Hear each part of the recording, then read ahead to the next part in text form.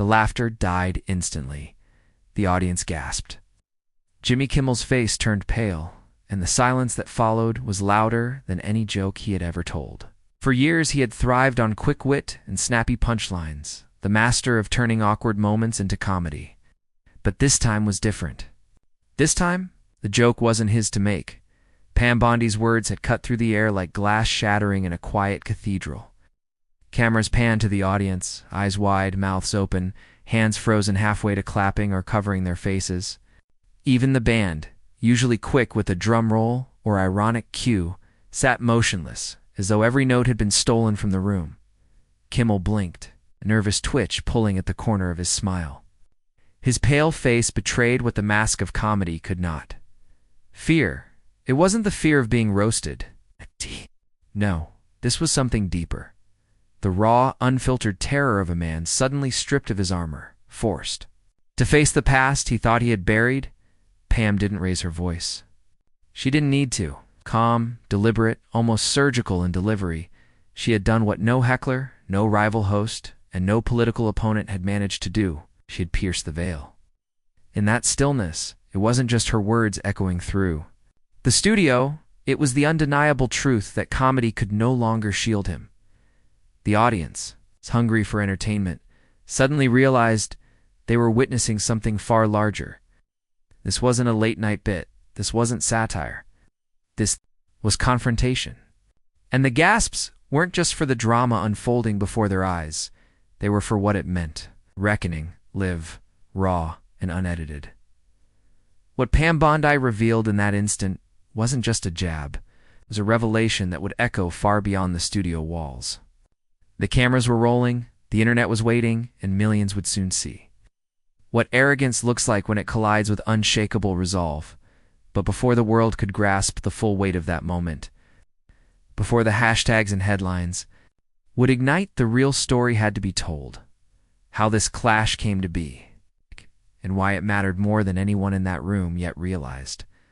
To understand why the confrontation between Pam Bondi and Jimmy Kimmel struck like a lightning bolt, you have to see the stage for what it really was. Not just a talk show set, but a battleground of identity, truth, and power. Kimmel had built his empire on the art of laughter, the kind of laughter that could smooth over discomfort, disguise bias, and turn real pain into digestible punchlines. For millions, he was the nightly escape, the safe jester mocking politics, celebrities, and whoever else happened to stumble into his spotlight.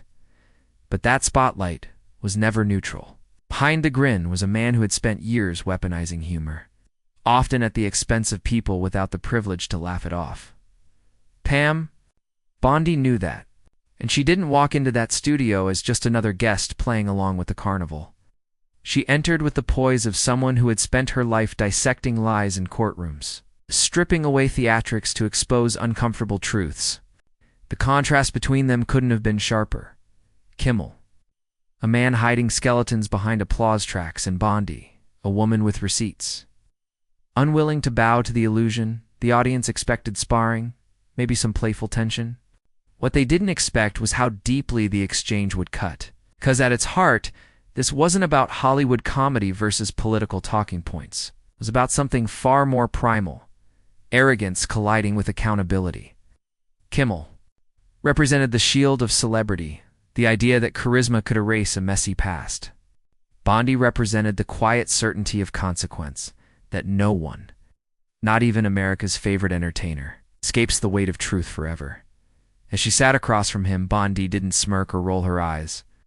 She studied him the way surgeon studies a patient before the first incision. Steady, clinical, patient.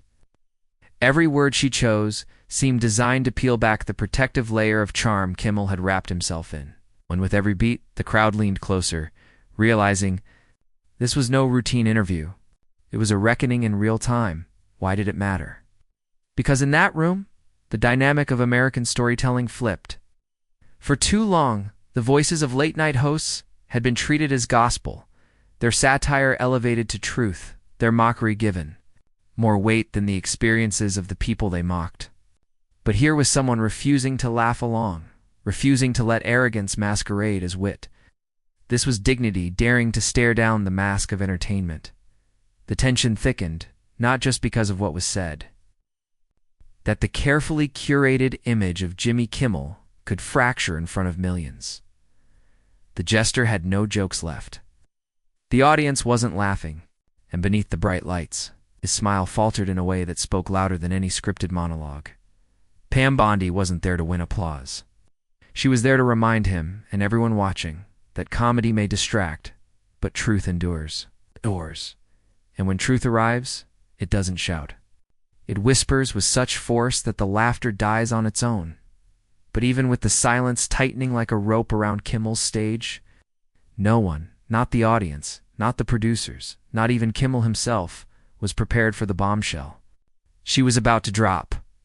Jimmy Kimmel wasn't always the polished host in the sleek suit, presiding over late-night television as if it were his personal court of judgment. His journey to fame began in the raucous world of radio and low-budget television, where shock value and edgy humor were the currency of success. Back then, he thrived on mockery, brash, unfiltered, and often cruel. Wasn't crafting clever satire for the sake of truth. He was laughing at people, reducing them to punchlines. And America laughed with him, from The Man Show, where objectification was entertainment, to countless skits that aged like sour milk. Kimmel built his brand by pushing boundaries without caring who got burned. Controversy wasn't an accident. It was the strategy. He learned quickly that outrage drove ratings, and so long as the cameras were rolling, he could hide behind the excuse of comedy. But the echoes of those choices never really faded. They lingered, waiting like ghosts in the rafters.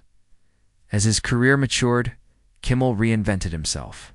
The wild, unfiltered provocateur morphed into a mainstream figure, a host who wielded late-night television as both entertainment and moral pulpit.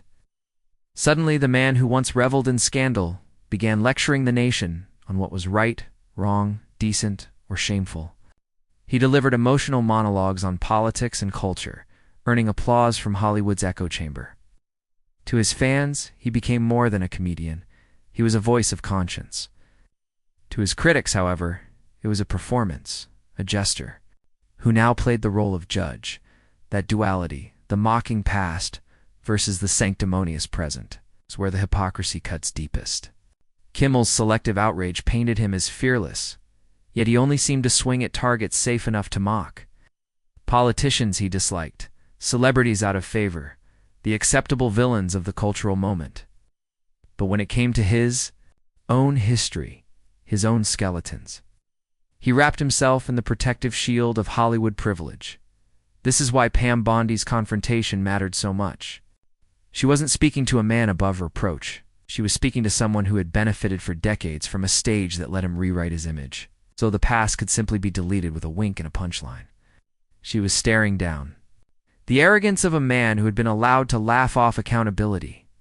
Kimmel's controversies aren't just footnotes, they reveal a pattern. From racially charged skits that resurface in viral clips, to moments of cruelty disguised as humor, to a career littered with jokes that would destroy anyone outside the Hollywood bubble. His history tells a story. It's the story of someone who believed that charm and celebrity could wash away anything. And in many ways, he was right until that night. Because what makes Kimmel such a powerful antagonist in this narrative isn't just his past behavior. It's the transformation he sells to his audience. He presents himself as the moral compass. Of late night, the man willing to cry on camera, to chastise politicians, to remind America of its supposed failures. And yet, the man doing the lecturing is the same man who once built an empire on degrading humor. That contradiction is where arrogance festers. It's where the villain energy grows. The Hollywood shield has always protected him, in an industry. Quick to cancel outsiders for missteps, insiders like Kimmel are offered absolution. His friends defend him, his network insulates him, and his loyal audience shrugs off criticism as just comedy. But arrogance breeds blindness, and blindness creates openings. By believing his past was behind him, by believing his current role as cultural preacher had erased old sins, Kimmel made himself vulnerable. Pam Bondi wasn't intimidated by the set, the cameras, or the studio lights. To her, he wasn't a star. He was a man with a history, a man who had avoided scrutiny while passing judgment on others. And in her calm precision, she carried what he most feared, the ability to strip away the illusion. The rise of Jimmy Kimmel is the rise of a performer who turned flaws into fame, scandals into stepping stones, mockery into influence. But with every joke at someone else's expense, with every performance that masked accountability, he stacked the weight of a truth he couldn't outrun. And yet, the very past he tried to bury was about to resurface in front of millions. Before Pam Bondi ever walked onto that studio stage, before the cameras and the lights and the hushed silence that followed her words, she was forged in the crucible of law and public life. Bondi wasn't a performer, and she wasn't chasing applause. Her arena had always been tougher, grittier, and far less forgiving than late-night comedy. She made her name as a prosecutor in Florida, a career defined not by jokes, but by justice. Where every word carried weight and every misstep could change a life, she earned a reputation as relentless, not because she shouted the loudest, but because she refused to back down. Day after day, she stood across from defense attorneys, hardened criminals, and institutions that thought they could bend the law to their will. What made her formidable wasn't theatrics. It was the calm, surgical precision of someone who had trained herself to see through bluster and distraction. Her strength was composure, the ability to look arrogance in the eye, and refuse to flinch. That composure didn't come without scars. Bondi had endured her share of criticism, especially when her legal decisions intersected with politics. She had been attacked in the press, mocked on television, painted as a caricature by the very comedians who would later claim the moral high ground. But each time, she absorbed the blows without letting them define her. In her world, attacks were the cost of standing firm. Where others might have retreated, she learned to sharpen her resilience. To turn criticism into fuel, it wasn't simply about ambition. Bondi's battles often placed her against larger, more powerful opponents. Corporations with unlimited resources, entrenched networks of influence, and media ecosystems ready to distort the story. She had faced men in suits who laughed at her resolve, assuming that a prosecutor with determination couldn't possibly match their weight. And yet, time after time, she proved them wrong. She didn't outshout them. She outlasted them. Her background shaped a woman unafraid of confrontation. But wise enough to know when confrontation mattered most, she wasn't reckless. She was strategic. She understood that timing was everything, that a single well-placed truth could land harder than 1,000 loud declarations. And when she chose to act, she did so with a certainty that came not from ego but from experience. What separates Bondi from someone like Jimmy Kimmel is the arena they mastered. He commanded a stage built on applause, where laughter could erase accountability. She commanded a courtroom where silence was deadly, where words could alter verdicts, and where truth was not a punchline, but the deciding force. Her training conditioned her to spot weakness, the crack in a story, the hesitation in a voice, the mask slipping at just the right moment. It was that same instinct she carried with her into the glare of the studio lights. Her political spotlight only added to the pressure she faced.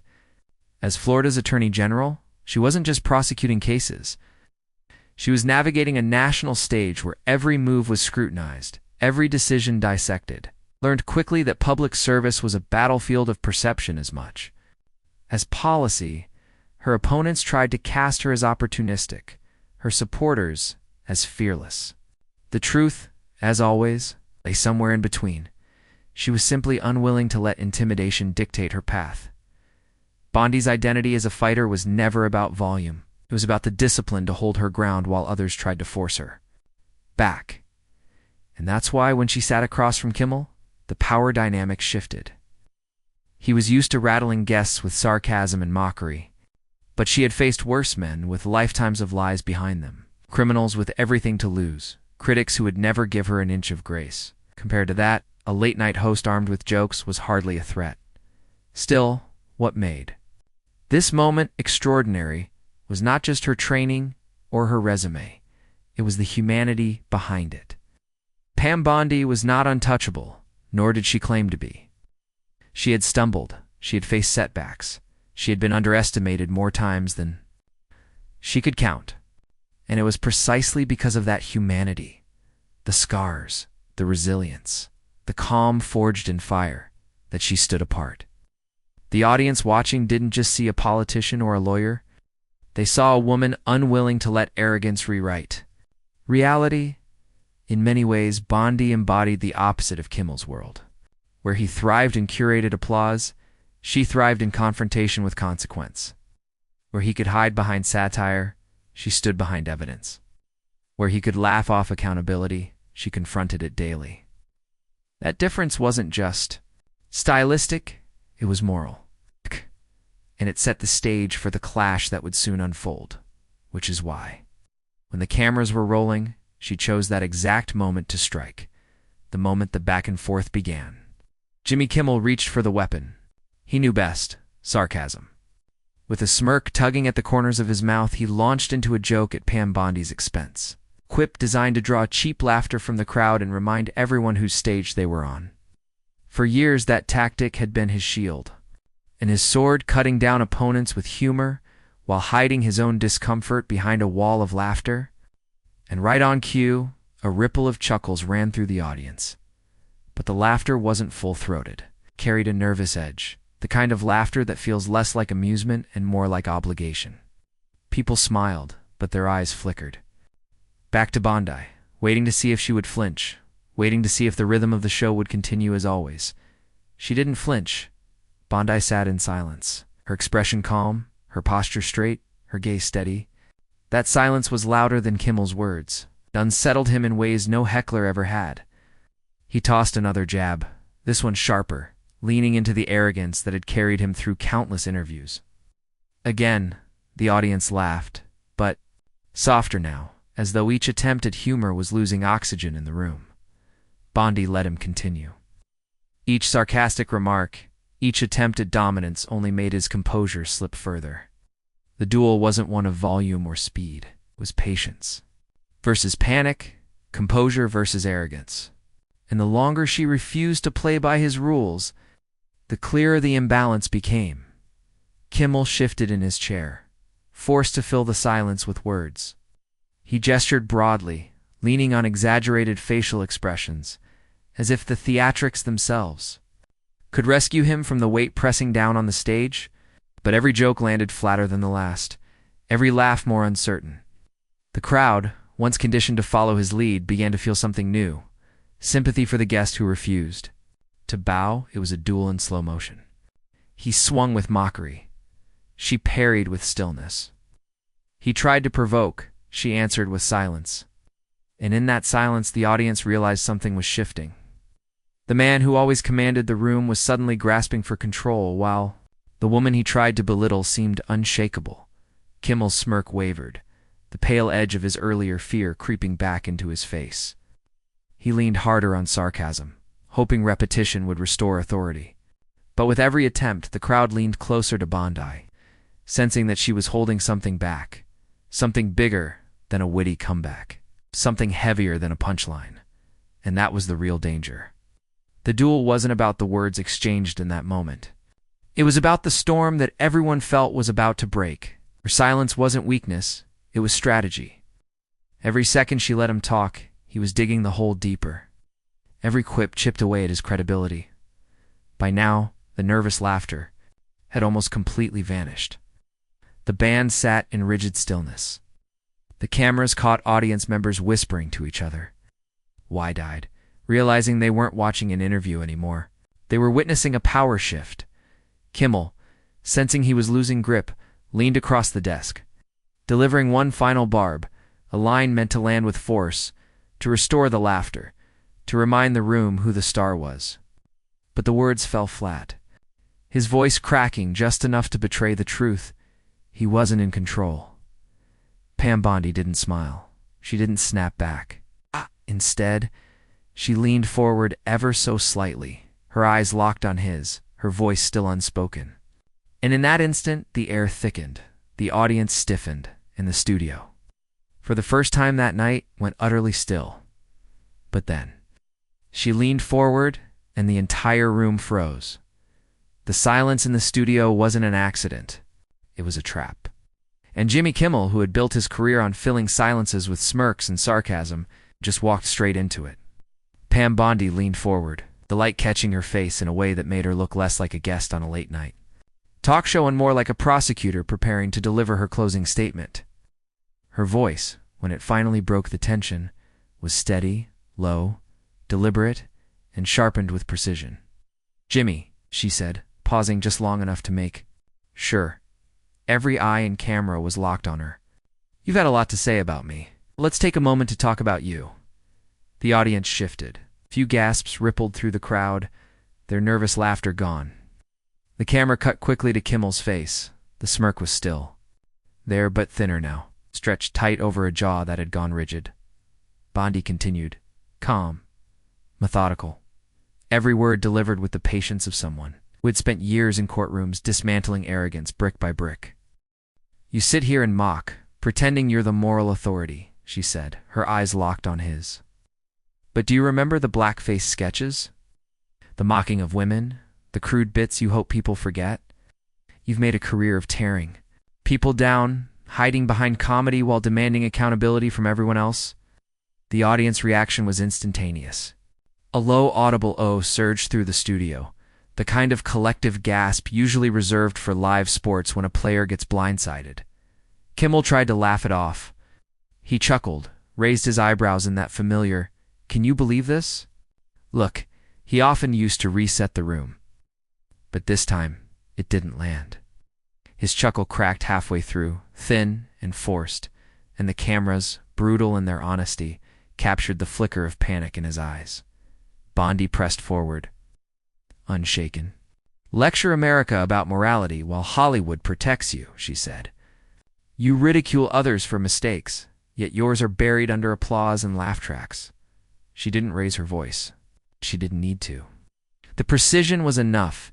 Each line was a scalpel, cutting away at the carefully constructed. The image of a man who had spent years untouchable behind a desk. The audience sat in stunned silence, only breaking it with murmurs and scattered claps from those who couldn't help but acknowledge the blow. Kimmel shifted in his seat. His suit jacket, his rhythm shattered. He started to speak well, actually, but Bondi didn't let him. Her timing was surgical. She cut in clean, controlled, and devastating. "Do you know why this matters, Jimmy?" she asked, her tone almost sympathetic, as though explaining to a student who'd just failed a test. "Because when people like you hide behind jokes, real people pay the price. The double standards, the hypocrisy, they don't just make you look small. They make people stop trusting what's real." Another audible reaction from the audience. This wasn't just an argument anymore. It was an indictment. The camera cut again. Kimmel's face was pale now, his lips tight. The once effortless showman sat stiffly, like a boxer trapped on the ropes, absorbing hit after hit, with no chance to swing back. Bondi leaned back slightly, letting the silence expand. Again. She knew the weight of stillness, knew that silence after a brutal truth often echoes louder than the words themselves. The audience waited, hanging on what she'd say next, and then she gave them the moment that would replay on every social media feed within minutes. "Jimmy," she said, her eyes narrowing just enough to turn calm into fire, "you don't get to preach about character when your own is a punchline." The crowd erupted. Gasps, claps, and even a few cheers rang through the studio. The camera panned across stunned faces, wide eyes, open mouths. This was no longer Kimmel's show. It was Bondi's courtroom, and he was the one on trial. Kimmel tried again, desperate now, his voice cracking as he stammered. It was comedy. It was but the words tangled in his throat. He chuckled nervously, darted his eyes to the audience for backup, but none came. The laughter he relied on as his safety net had evaporated. Bondi didn't flinch. She let him stammer, let him reveal the cracks in real time. And when his sentence trailed off into awkward silence, she delivered the final strike. Comedy doesn't excuse cruelty. Hypocrisy doesn't get erased by applause. The line hit like a hammer. The audience gasped again, louder this time. The cameras cut back. To Kimmel, his smirk gone, his color drained, his rhythm destroyed. The man who mocked politicians, celebrities, and ordinary people with impunity now sat exposed, stripped of his armor. His arrogance replaced with the unmistakable look of someone realizing the fight was lost. For a long moment, the studio hung in stunned silence. No band interjection, no laugh track rescue, no clever segue to a commercial break. Just the image of a late-night king brought low on his own stage. Bondi leaned back, calm as ever, her face unreadable, but her eyes steady. She hadn't raised her voice once. She hadn't shouted or ranted. She had simply dismantled him piece by piece, with composure, with patience. The duel was over, and the duel was over. And as the audience processed what they had just witnessed, one truth settled over the room with undeniable clarity. Pam Bondi didn't just win an argument. She dismantled an image. The moment Pam Bondi delivered her final line, the studio transformed into a different world. What seconds earlier had been a chamber of laughter and applause was now a stunned theater, air thick with disbelief. Whispers coursed through the audience like the rustle of wind through dry leaves. Some leaned forward, wide-eyed, as if replaying what they had just witnessed, while others sat frozen, clutching their seats as though they had become unwilling witnesses. To history, the producers, stationed nervously at the edges of the stage, were scrambling. Frantic signals, whispered commands, and darting eyes betrayed their panic. This was not the show they had planned. They had anticipated a controlled sparring match, late-night banter, where the host would remain king of the room. Instead, the balance had shifted. Cameras, unblinking, captured every beat of the unraveling. No one wanted to cut away. No one dared. Kimmel himself sat stiffly, attempting to force a chuckle, but the sound was hollow, brittle, utterly disconnected from the reality his audience now lived in. He dabbed his forehead with a tissue, but even that small gesture only highlighted the pallor that had drained the color from his face. The laughter he once wielded like a weapon had deserted him, leaving him defenseless against the weight of Bondi's words as the show stumbled toward its conclusion. The audience filed out into the Los Angeles night carrying more than the usual thrill of a live taping. They carried a story.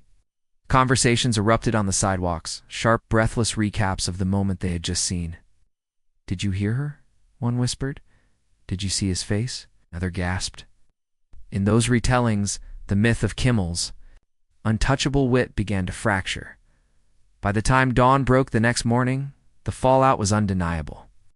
Social media had ignited. Clips of Bondi's takedown spread like wildfire, posted and reposted with captions that ranged from gleeful mockery to solemn recognition of a cultural moment. Hashtags soared into the global trending charts. Hashtag Paleface Kimmel, mocking his visible unraveling, and hashtag Bondi mic drop, celebrating the precision of her counterattack. Twitter feeds scrolled endlessly with reactions. Influencers reposted the clip, adding fire emojis and thunderstruck GIFs. College students stitched the footage into TikToks with dramatic soundtracks, cutting between Bondi's words and the pale freeze frame of Kimmel's face. Memes sprouted overnight, juxtaposing his awkward silence with captions like, "Win." The truth hits harder than the punchline. News outlets couldn't resist. Morning shows replayed the clip in slow motion, framing it as both entertainment and political theater. Analysts debated the symbolism of what America had just witnessed. Was it merely a late-night host being embarrassed? Or was it something deeper? A cultural shift? A reminder that smugness cloaked in celebrity could still be pierced by someone armed only with facts and fearlessness? Celebrities, too, joined the fray. Some defended Kimmel, their tweets carefully worded, urging people not to overreact to one bad moment. But others, perhaps privately resentful of his years of untouchable arrogance, were less forgiving. A well-known actor quipped, "Guess Jimmy finally learned what it's like to be on the wrong end of the joke." Another posted simply, "Pam Bondi 1, Hollywood 0. Commentators across the political spectrum seized the moment. Progressive voices noted the irony of a man who had built his career mocking others suddenly brought low by his own history. Conservative pundits hailed Bondi's courage, replaying the exchange as proof that Hollywood elites were not immune to accountability. But beyond ideology, one truth became inescapable. America had seen the mighty stumble, and it resonated. the shockwaves, reached Kimmel's own network. Executives convened emergency meetings, weighing damage control strategies. Could they spin it? Could they downplay it? But the virality of the clip outpaced their efforts. Every attempt at distraction was drowned out by the steady drumbeat of Bondi's words echoing across screens nationwide. For Kimmel, the humiliation was not confined to a single night. Paparazzi hounded him the next day, cameras flashing as he hurried into his car, face obscured by sunglasses. Reporters shouted questions. "Jimmy, do you have a response? Jimmy, do you regret it?" Stayed silent, lips pressed tight, knowing that any comment could reignite the inferno. Meanwhile, Bondi's name surged. Invitations flooded in from news programs and talk shows. Eager to host the woman who had managed to rattle one of America's most visible entertainers. She accepted some, declined others, choosing her platforms carefully. Each appearance reinforced the same image: calm, unshaken. It composed a stark contrast to the flustered host who had underestimated her, and yet beyond the memes and hashtags, beyond the debates and television panels, there was something more profound taking root. People across the country shared the clip, not just for entertainment, but because it struck a nerve. It wasn't just about Jimmy Kimmel losing control on his own stage. It was about a cultural hunger for authenticity, for someone willing to stand against arrogance in real time. This was no longer just late-night fodder. It had become a mirror. Audiences saw in Kimmel's pale face the vulnerability of those who believe themselves untouchable. And they saw in Bondi's poise a reminder that truth, when spoken with precision, could pierce through the noise of celebrity spectacle. But as the clip continued to circulate, racking up millions of views and sparking endless debates, one question began to crystallize in living rooms, offices, and classrooms across the nation. This wasn't just about Kimmel. It was about what America saw in that moment. The dust had settled, but the echoes remained. What played out on that stage was never just about Jimmy Kimmel, nor was it solely about Pam Bondi. It was something larger, a confrontation that cut straight into the marrow of American culture, the collision between arrogance and truth, between mockery and dignity. The studio lights had dimmed, but the memory of that silence, the kind that can only follow a revelation, still hung. Heavy in the minds of millions, Kimmel had always been the man with the joke, the laugh, the smirk that allowed him to slip past accountability, thrived in an age where ridicule passed for commentary, where sarcasm drowned out sincerity, where the easy punchline scored more points than the difficult truth. But in that rare moment, stripped of his usual shield of laughter, America saw him not as the master of ceremonies, but as a man exposed. The pale face, the stammer, the hollow chuckle, these were not signs of wit, but of fragility. And in stark contrast stood Bondi, not as a celebrity, not as a politician trading sound bites, but as a figure of composure. She embodied something so often forgotten in a culture obsessed with noise, restraint, preparation, precision. While Kimmel swung wildly with sarcasm, she answered with silence until the silence itself became louder than his words. She let truth breathe, and when it landed, it required no flourish. That moment was a reminder, one that reached far beyond partisan lines, that truth, when delivered with dignity, has the power to pierce through the thickest fog of mockery. It was not about applause, not about going viral, not even about who won the exchange. It was about the reality that sometimes arrogance collapses under its own weight when confronted with steady, unflinching truth. For immigrants watching, for those who have felt mocked for their accents, their roots, their struggles, the scene resonated deeply. It was a signal that dignity can outlast derision, that composure can disarm cruelty, that silent, strategic, powerful silence can carry more force than the loudest insult. For anyone who has ever been underestimated, ever dismissed by someone waving a smirk as a shield, Bondi's poise became a lesson. Patience and preparation outlast arrogance every time. The moral was not political, it was profoundly human. We live in an age of constant laughter, endless distraction, and noise masquerading as insight. Yet here was proof that truth doesn't need a microphone to be heard. Sometimes the world's most powerful statement is the one spoken slowly, clearly, without need for theatrics.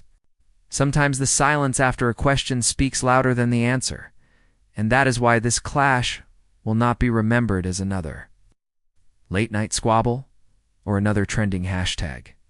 It will be remembered as a reminder of the deeper balance between arrogance and humility, between noise and meaning, between spectacle and truth. History remembers the clearest ones. Pam Bondi didn't just dismantle a man's image, she exposed a culture's addiction to mockery, and in doing so, reminded us that dignity still matters. She showed that in the end, arrogance may win the laugh, but truth wins the silence, and silence, when it lands at the right moment, is eternal. In a nation drowning in noise, that was the moral America couldn't afford to forget. In an age of noise and laughter, sometimes silence tells the real story. Pam Bondi confronted Jimmy Kimmel, and his face said it all. That single image, the pale expression, the broken rhythm, the silence that no joke could fill, captured more than just a TV moment. It symbolized the inevitable clash between arrogance and truth, between mockery and composure. And in that clash, the truth didn't just speak, it won. What we witnessed wasn't about left or right, celebrity or politics. It was about something much deeper. The reminder that truth always catches up. Arrogance may dance for a while, under bright lights, fueled by applause and laughter, but when it collides with composure, it cracks. The smirk fades, the punchline dies, and the silence becomes unforgettable. That's what happened on that stage, and it's why people are still talking about it. This isn't just Pam Bondi's victory. It's a lesson for everyone who has ever been underestimated, mocked, or dismissed. Dignity, patience, and truth have a strength that outlasts any insult. That's the kind of strength we need to celebrate, to remember, and to carry forward. If moments like this remind you why truth matters, then don't just watch, be part of the conversation. Hit subscribe, share this with a friend, and let's keep building a space where arrogance doesn't get the last laugh. Because the next confrontation, it will be even bigger, and you won't want to miss it. Pam Bondi stood her ground. Kimmel's face told the rest of the story. And in that silence, we were all reminded, truth doesn't need to shout, it only needs to stand.